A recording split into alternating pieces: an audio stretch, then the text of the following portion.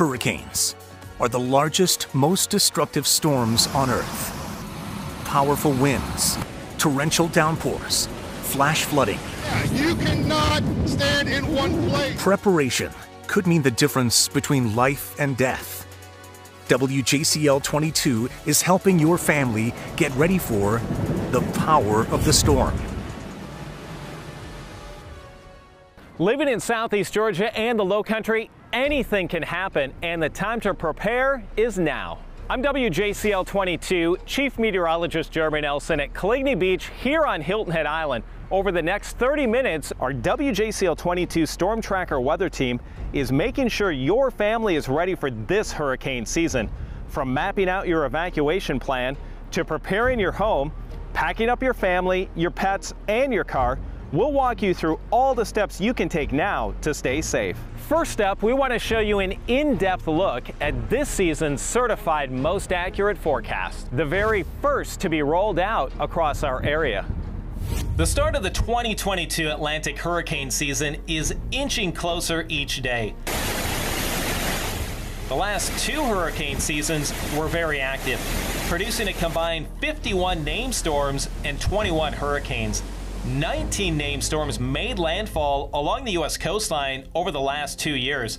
Weather-wise, hurricane season is the most important time of the year for coastal Georgia and the Lowcountry, and the WJCL Storm Tracker 22 weather team is here to provide you with an exclusive look ahead at this season's forecast. So what makes the WJCL 22 hurricane season forecast unique? First, we use a forecast method called the LRC, which allows us to pinpoint potential hotspots along the U.S. coast and provide specific timeframes and locations of when and where tropical activity is possible. We also factor in other key elements like La Nina and sea surface temperatures when crafting our forecast.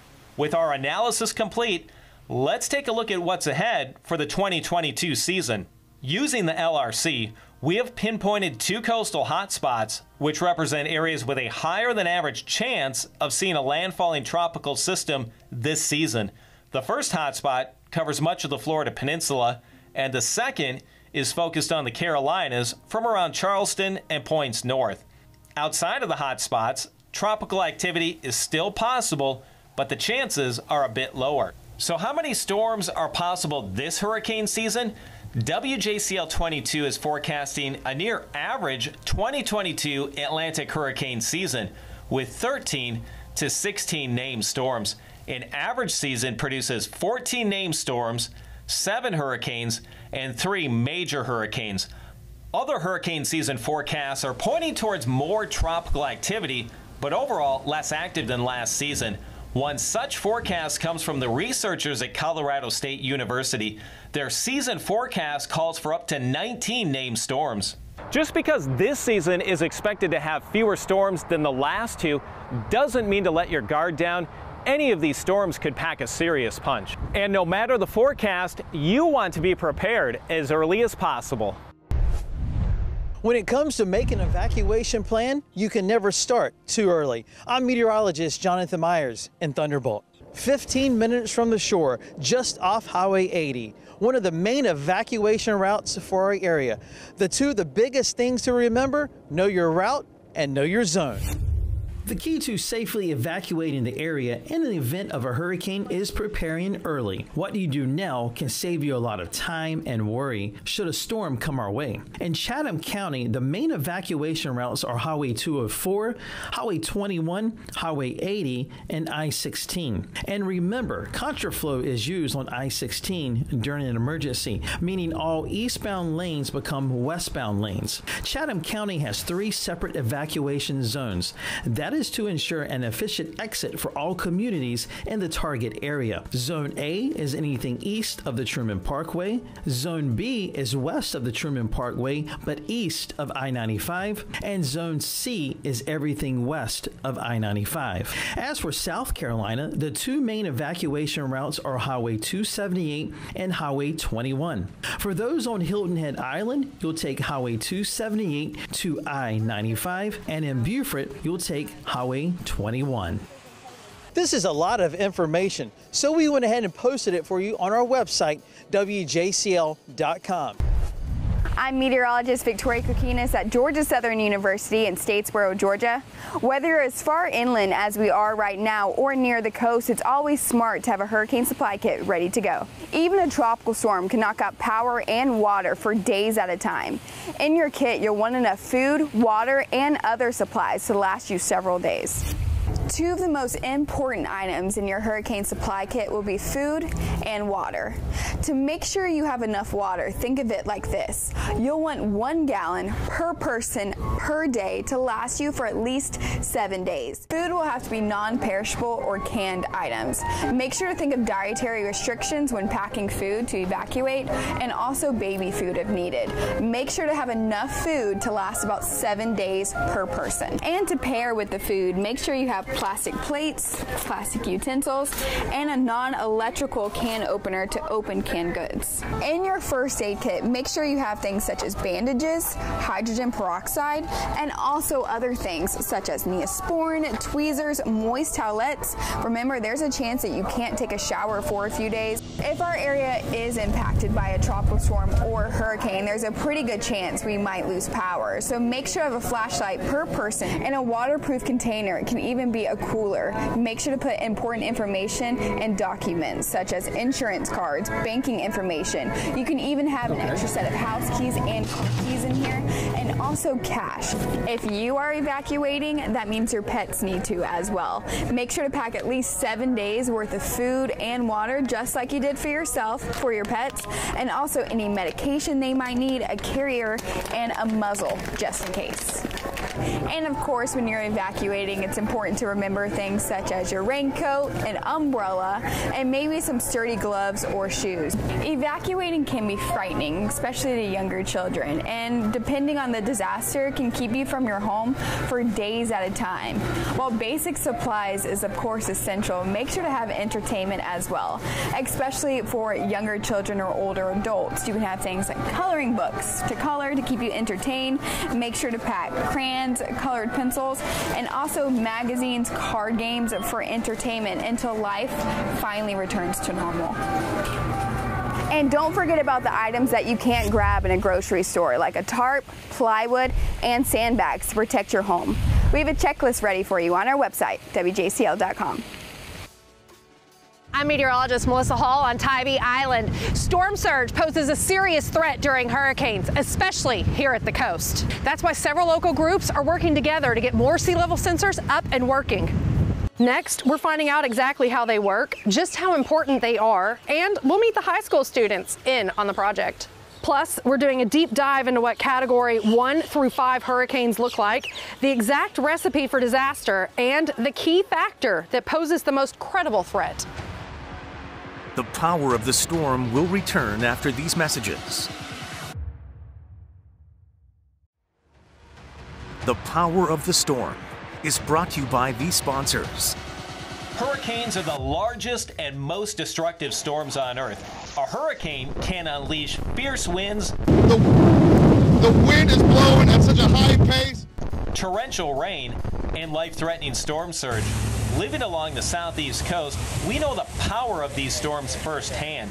Hurricanes are categorized from 1 to 5, with a Category 5 storm being the rarest and most violent of all, with winds of 157 miles per hour or greater. Ken Graham, who is the director of the National Hurricane Center, says these violent storms have been more common in recent years. You look at Category 4 and Category 5 hurricanes. We've had more Cat 4 or 5 landfalls in the United States from 2017 to 2021 than we did from 1963 to 2016. So when anybody thinks it hasn't been busy, look at the stats. It really has been. These powerful cyclones often start as a tropical depression or tropical storm. If the ingredients are just right, the storm can strengthen into a hurricane when the maximum sustained winds reach 74 miles per hour. Hurricane Matthew, a Category 1 hurricane, slammed Hilton Head Island in early October of 2016. Right here in Harbortown, the combination of a record storm surge and 90-mile-per-hour winds tossed around boats, and destroyed the pier. Wind is what a hurricane's strength is measured by, but the power of water is often the greatest impact. 90% of fatalities in these tropical systems comes from the water. We have to be able to communicate that. That's your storm surge, that's your inland rain, that's also rip currents, which is incredibly dangerous. A storm 500 miles away can still have impacts on the United States, and we've got to be ready for those. As we prepare for this hurricane season, have a plan in place now for you and your family. You think about them coming across the Atlantic, you think about plenty of time, you don't. And it's really interesting when you look at the hurricanes 150 miles per hour or greater that's hit this country in the last 100 years, every one of them. There's been 9 of them total on record. There's 150 miles per hour or greater. Your strongest storms, they were all tropical storms or less 3 days out. Shorten your plans. We have to have conversations about shortening our plans. You got to be ready to go. These storms form quickly. They can rapidly intensify. You got to be able to take heed on those warnings and go where you need to go and stay safe really quickly. There you have it. Storm surge is often responsible for the worst damage during a hurricane, especially for islands like Daufuskie. The same can be said for all of our island communities. On Tybee, the experts closely monitor storm surge all year round, but that threat particularly high during hurricane season. That's why several local groups are working together to get more sea level sensors up and running. The purpose of this project is really to give us more data with these really great low-cost, high-reliability sensors and just give us hyper-local data so that when we are in an emergency situation, if there's major flooding or a hurricane coming our way, that we have more real-time data and a lot more of it from different parts of the county that can inform our emergency response. Groups all across Georgia are working to get more sea level sensors in place, including Georgia Tech, Chatham County, and the city of Savannah. It's really the same sensor technology that's in a modern car in the bumper to tell you that you're too close to the car in front of you. And you might be surprised to learn these sensors aren't in the water. What it's doing is it's taking a measurement from here down to the water, so we get basically an elevation of the water, and combined with temperature and barometric pressure, it sends all of that up. And the sensors themselves are being built and even improved upon by Jenkins High School students. The students are soldering the boards, they're soldering the sensors together so that they have that hands-on interaction with the project, and that really takes it to another level for us. They've gotten to the point where actually they sign each box before they install it, so their names are on the inside of the boxes. To find out exactly where the sensors are located, head to our website, WJCL.com. And if you want one on your property, we have a link for you to get that set up as well. Here in Pembroke and Bryan County, neighbors are still recovering from a deadly tornado. Many lost everything and families were in the dark for hours. But during a hurricane, power could be off for days. Coming up next, we're going straight to the experts to figure out how they are preparing the power grid, plus the group helping to evacuate those who cannot evacuate themselves. The power of the storm will return after these messages. The Power of the Storm is brought to you by these sponsors. After a powerful storm rips through, there is nothing like the moment your power finally flips back on. You can feel the cool air and finally have a hot meal, but there's a lot that goes into that, and it's just not a flip of a switch. We asked the experts at Canucci EMC how they are preparing for hurricane season and what you can do at home. We're in constant awareness of the weather, and we communicate with our members to be aware of weather. Experts at Canucci EMC have a two-pronged approach: their emergency action plan to get you ready and their storm restoration plan, getting the power back on. There's certain areas that we have to work on first. Things like hospitals, if they're down, we try to get those up. There are some other situations, medical concerns for individual members. We do our best to get those back on as soon as we can as well. Joe Sykes, the communications specialist, tells me it's better to be safe than sorry after the storm.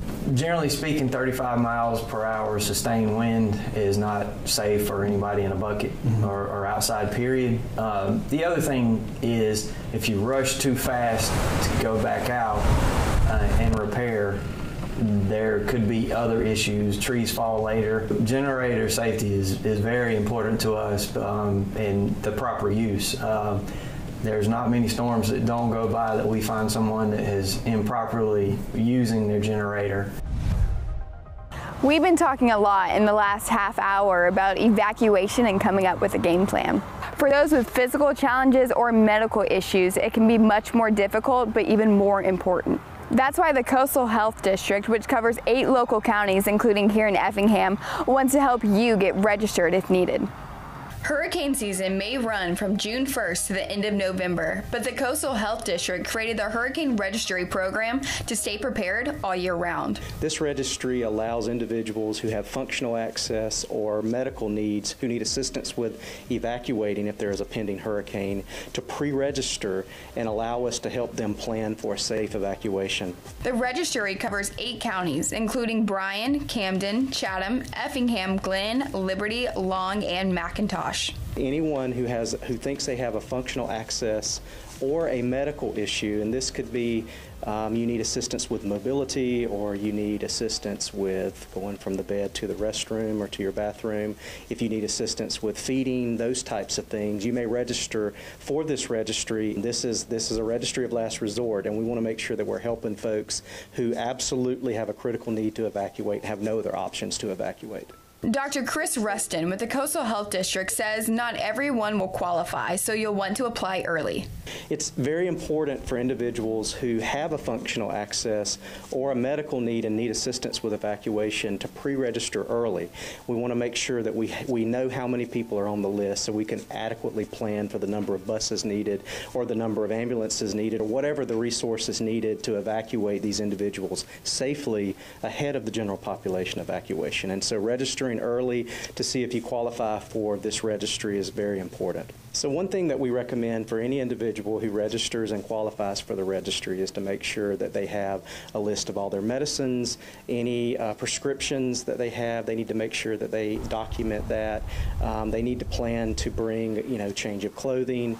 They need to make sure that they're able to, if their caretaker, if they have a caretaker, can come with them. We also include them on the registry, so the caretaker as well as the person that has the need can evacuate at the same time. Another important note, the Coastal Health District will stop taking applications 72 hours before tropical storm force winds arrive.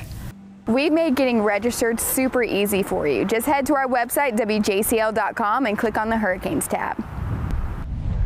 From our inland counties to here at the coast, packing up and getting out of town before the storm hits is often your safest bet. But what about packing up the kids, the pets, and your car? What do you need to know? Next, we're helping you make a hurricane checklist. The power of the storm will return after these messages.